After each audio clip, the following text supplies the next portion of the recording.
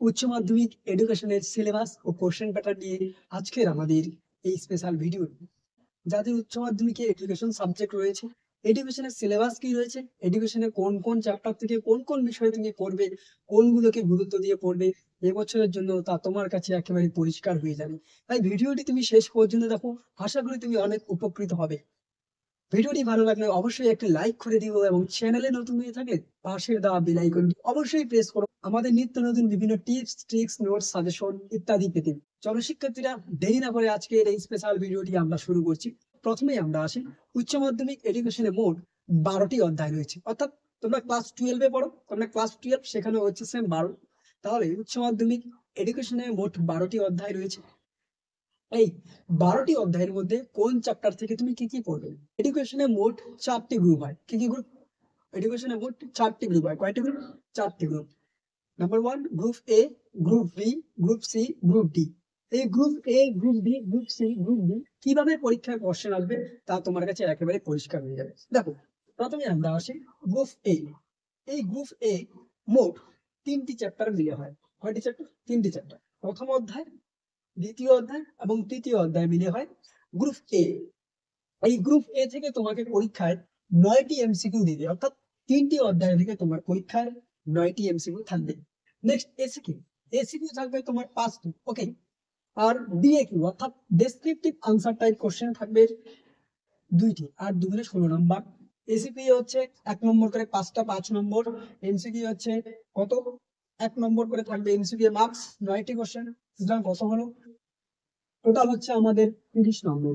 তার মানে আমরা পরিষ্কার বুঝতে পারলাম যে গ্রুপ এ থেকে 30 নম্বর টোটাল থাকে। ওকে। এরপরে আমরা আসি group B. Same group B তেও কি রয়েছে দেখো, গ্রুপ বি হয় টোটাল 4 4 নম্বর অধ্যায়, 5 নম্বর অধ্যায়, 6 নম্বর অধ্যায়, 7 নম্বর, 8 নম্বর।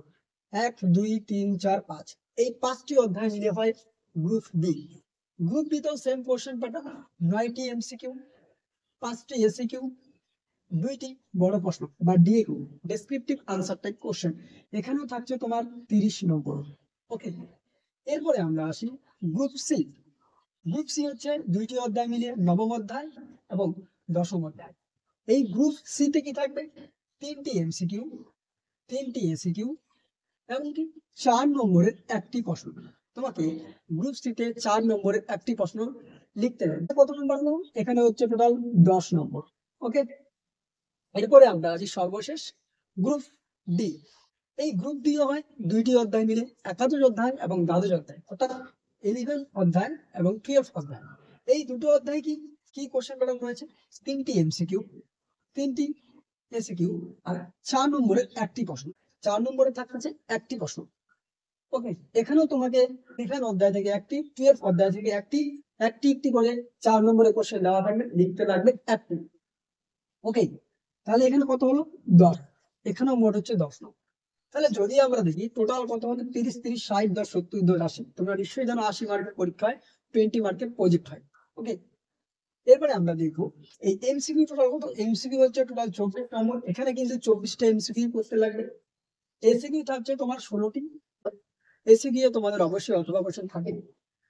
এরপরে আমরা আসি ডিএকিউ।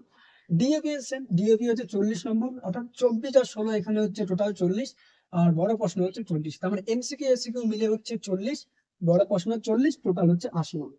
ওকে। এই হচ্ছে এডুকেশনের কোশ্চেন প্যাটার্ন। তুমি অবশ্যই এটি ভালো করে বুঝে নাও, তুমি অবশ্যই এটি ভালো করে দেখে নাও, কারণ এই এই কোশ্চেন প্যাটার্নকে ভিত্তি করেই কিন্তু তোমাকে ভালো করে পড়তে লাগে।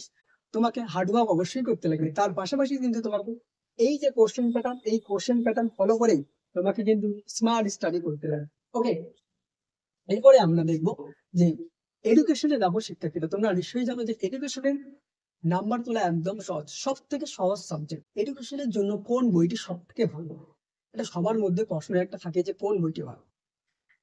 অবশ্যই আমরা যদি দেখি যে, দেখো আমার হাতে একটি বই রয়েছে, দেখো আমার হাতে একটি বই রয়েছে, তোমরা নিশ্চয়ই দেখতে পাচ্ছ। এটি হচ্ছে ছায়া প্রকাশনের শিক্ষা বিজ্ঞান।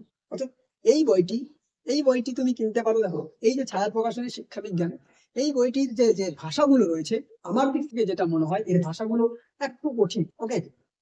এই যে ছায়া প্রকাশনী যে বইটি, এর ভাষাগুলো মনে হয় একটু কঠিন, কিন্তু ওভারঅল বইটি খুব ভালো। দেখো, বই ভালো খারাপ বলে কিছুই হয় না, প্রত্যেকটি বই ভালো। কিন্তু তার মধ্যে আমার যেটা মনে হয় যে এই যে বইটি, এর ভাষাটা একটু কঠিন। ওকে, তুমি নিতে পারো, তুমি পড়তে পারো। স্কুলের শিক্ষক কোন বইটি কিনতে বলছে তা তুমি অবশ্যই কমেন্ট বক্সে কমেন্ট করে জানাবে। এরপরে আমরা আসি, দেখো, এরপরে আরেকটি বই তোমরা দেখতে পাচ্ছ, সাদরা। ওকে, সাদরা প্রকাশনী যথেষ্ট ভালো এবং সমৃদ্ধ বই, খুব সুন্দর আকারে রয়েছে, টু দা পয়েন্ট, বেশি আহ খুব একটা বেশি বড় করে বা বৃহৎ আকারে কোনো কিছু লেখা নেই, যেগুলো প্রয়োজন সেগুলোই রয়েছে। যথেষ্ট ভালো বই, আমার দিক থেকে এটা একটা খুব ভালো বই, তুমি এই বইটা কিনতে পারো। ওকে, আর সব থেকে যেটা আমার কাছে মনে হয় সব থেকে ভালো বই, সেটা হচ্ছে নিমাই চাঁদ ও ঘোড়াই চাঁদের যে লিখিত বইটি, সব থেকে সহজ বই, সুন্দর ভাষায়, টু দা পয়েন্ট আনসার। এই মুহূর্তে আমার হাতে বইটি নেই, তোমরা স্ক্রিনের উপর নিশ্চয়ই দেখতে পাচ্ছ। এই বইটি আমার কাছে মনে হয় সব থেকে ভালো এবং সহজ বই। অবশ্যই তুমি এই বইটি কিনতে পারো। বইটিতে প্রত্যেকটি টপিক যথেষ্ট সুন্দর এফেক্টিভ ওয়েতে দেওয়া রয়েছে, প্রত্যেকটা বিষয়ই খুব সুন্দর করে এলাবোরেট করে দেওয়া রয়েছে। তুমি এই বইটি কিনতে পারো। অবশ্যই তোমাদের টিচার কোন বইটি কিনতে বলছে তা তুমি অবশ্যই কমেন্ট বক্সে কমেন্ট করে জানাবে। আমার দিক থেকে মনে হয় সব থেকে, আমি যতগুলো বই বললাম, ছায়া প্রকাশনী, সাঁতরা পাবলিকেশন, এর মধ্যে সব থেকে ভালো নিমাই চাঁদ ও গোড়াই চাঁদ। ওকে, আমার দিক থেকে মনে হচ্ছে এটা। তোমাদের টিচার যেটা বলবে, কিনতে বলবে, তুমি সেটাই নেবে। তোমরা একটি প্রশ্ন অবশ্যই কমেন্ট বক্সে কমেন্ট করে জানাও, শিখনের যে স্তরগুলো রয়েছে তার মধ্যে একটি স্তর হচ্ছে পুনরুদ্রেক। এই পুনরুদ্রেক কথাটির অর্থ কি? অবশ্যই তোমরা কমেন্ট বক্সে কমেন্ট করে জানাও যে পুনরুদ্রেক কথাটির অর্থ কি। তোমাদের যে প্রথম অধ্যায় শিখন, সেই শিখন অধ্যায়ে তুমি পেয়ে যাবে যে শিখনের স্তর বা প্রকারভেদ, সেখানেই কিন্তু রয়েছে পুনরুদ্রেক। সেই পুনরুদ্রেক কথাটির অর্থ কি, তুমি অবশ্যই কমেন্ট বক্সে কমেন্ট করে জানাও। আজকের এই ভিডিওটি এ পর্যন্তই, দেখা হচ্ছে পরবর্তী কোনো এক ভিডিওতে। ততক্ষণ পর্যন্ত পড়তে থাকো, জানতে থাকো এবং অবশ্যই আমাদের পাশে থাকো। আরো নিত্য নতুন বিভিন্ন টিপস, ট্রিক্স, নোট, সাজেশন পেতে যদি তুমি চ্যানেলটাকে সাবস্ক্রাইব না করে থাকো, অবশ্যই সাবস্ক্রাইব করে দিও। আর আমাদের এই চ্যানেলে ইতিমধ্যে বিভিন্ন বিষয়ের ক্লাস শুরু হচ্ছে, যদি তুমি না দেখে থাকো অবশ্যই আমাদের প্লেলিস্টে গিয়ে দেখে নিতে পারো।